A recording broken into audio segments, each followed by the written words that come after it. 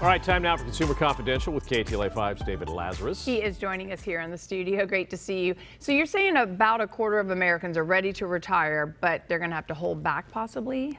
They might not be exactly ready to retire, but yeah, holding back is the key thing. In the 9 o'clock hour, I got on my hobby horse over a report that was out showing that 31% of Americans are not feeling all that confident about being able to retire, which is very alarming. And now there's another survey that's out showing that 25% of American workers now say they'll have to delay their retirements because of soaring inflation. And as we've been talking about in recent weeks, these high consumer prices have forced many people to cut into their savings, cutting into their retirement nest eggs just to try to make ends meet. Many of these people are living simply paycheck to paycheck. This new survey also finds that 36% of Americans have reduced their savings because of the current economy, and 21% are devoting their retirement funds simply just to paying their current bills. Let me repeat what I said in the 9 o'clock hour. You're pretty much on your own at this point. 401ks were never intended to be retirement vehicles in and of themselves. They were always intended to supplement corporate pensions. But many companies simply did away with pensions once 401ks came around and said, well, you handle it on your own. But now 401ks have far more pressure on them than was ever intended. And the onus is entirely on working Americans to make sure they are setting money aside for their dotage, or their silver years, if you want to put it like that. And I can't emphasize this enough. Put a little something aside as often as you can. Even if it's $20 a month, it is better than nothing. And keep in mind, under our current retirement system, you are largely on your own. Yeah, pensions have basically disappeared. In the private sector, right? yeah. And that's a real thing because nothing stepped in to replace them. Yes. And unless workers become more diligent about their savings, they're going to really face the music in coming years. Yeah. And hair-wise, you're in your silver years and you're still working. I don't know what you mean.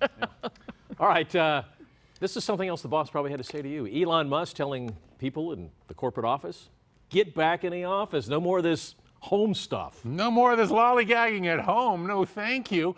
But what's really interesting here is Elon Musk pretty much adopting a my way or the highway tone. Not a surprise there. But in an email that he sent to senior management and executive staffers at Tesla, he made it very clear that not only does he expect Tesla workers to return to the office, apparently toot sweet, but also if they don't like it, they can go find other jobs. Now, make no mistake, when it comes to his companies, it's Elon's world. You're just living in it. He can set corporate policy however he wants. Moreover, he's not the only business leader that has been telling workers, hey, it's time to come back to the office.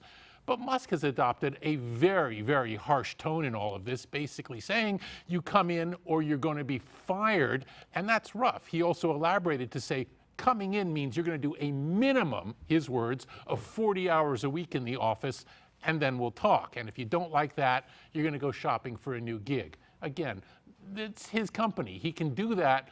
But still, it's a tough tone. And at KTLA.com in just a few minutes, we'll talk about whether Mr. Musk needs to work on his people skills. We just saw Tesla.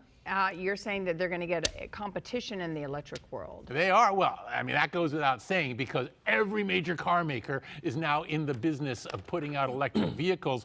What's nice here, though, is Buick, which is one of the General Motors brands, stepping up and saying, boy, we have a concept car for you, and there it is. That is the Buick Wildcat. Now, it's not on sale. This is a concept car. Rims. It's pretty slick, but wow. Buick is basically saying what you see here, elements of this are going to start being incorporated in different Buick vehicles as of next year. You look at this and you think, well, this doesn't look like the land yachts of yore. This looks a bit more like a Tesla, all things considered. And we're always saying this isn't your father's Buick. That's something that's been used for many, many years to market new breeds of Buicks.